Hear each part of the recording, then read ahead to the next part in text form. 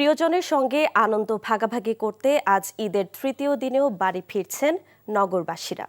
রাজধানীর bus terminal ও rail স্টেশনে সকাল থেকেই দেখা গেছে বাড়তি যাত্রী চাপ।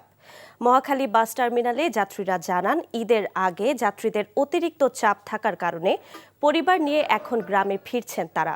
আবার অনেকে ঈদে জরুরি সেবা ও বেসরকারি চাকরিতে ছুটি না পাওয়ার পাশাপাশি ঢাকায় বসবাসকারীরা স্বজনদের সঙ্গে দেখা করতে এখন যাচ্ছেন। তুলনামূলক ভিড় কম থাকায় ভোগান্তিহীন যাত্রা করতে পারছেন যাত্রীরা।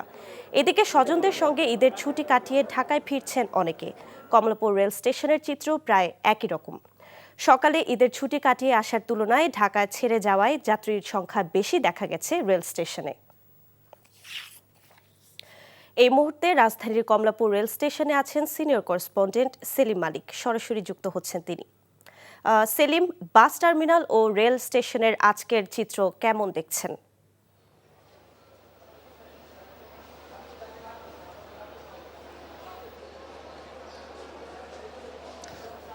আজকে কিন্তু আমরা দেখতে পাচ্ছি যে আগামীকাল কিন্তু সরকারি প্রথম কর্মদিবস ছুটি, কিন্তু সরকারি যারা আসলে চাকরি করে তাদের ছুটি কিন্তু আজকেই শেষ। আগামীকাল থেকে তাদের নতুন প্রথম কর্মদিবস শুরু হবে। তবে আমরা যেটি দেখছি যে আজকেও কিন্তু আসার চেয়ে যাওয়ার সংখ্যায় বা যাত্রীদের ভিড়টা কিন্তু বেশি। যেমন জামালপুর এক্সপ্রেস কিছুক্ষণের মধ্যেই ছেড়ে যাবে, এটা হয়তো কয়েক মিনিটের মধ্যে ছেড়ে যাবে।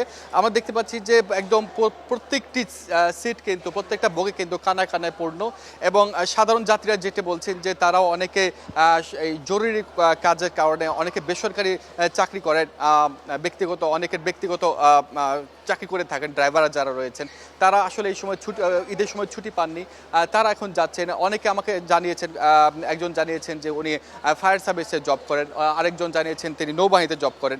তো তারা কিন্তু ওই সময়টা ঈদের এই যে 2 দিন আগে যে ঈদ হলো, ওই ঈদের কিন্তু তারা ছুটি পাননি, এখন তারা ছুটি নিয়ে যাচ্ছেন।